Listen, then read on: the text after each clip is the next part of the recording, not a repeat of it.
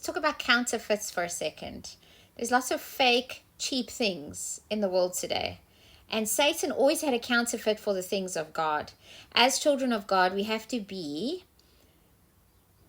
willing to access all that Jesus has for us through consecration and obedience.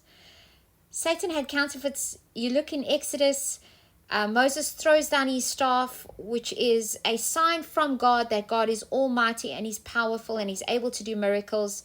And his staff becomes a snake. And you literally see the Egyptians and the sorcerers and people in divination throw down their staffs, and their staff also becomes a snake. But Moses' staff actually consumes their staffs.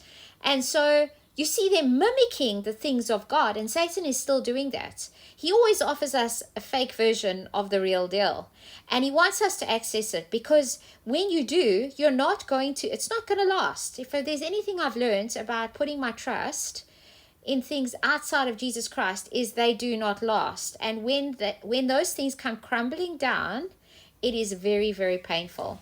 I remember when I first started running, I bought a cheap pair of running tackies, and I've never run very far, so I'm definitely a novice, and it's not really a serious thing for me. But not long after buying these cheap tackies, my foot started hurting, and I was actually forced to buy a more expensive pair, the real deal.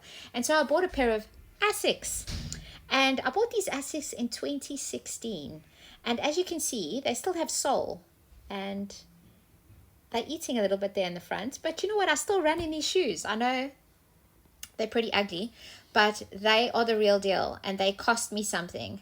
And when you go through the thing to access the kingdom of God through consecration and obedience through Jesus Christ, you are going to access the life of God that is not going to fall apart.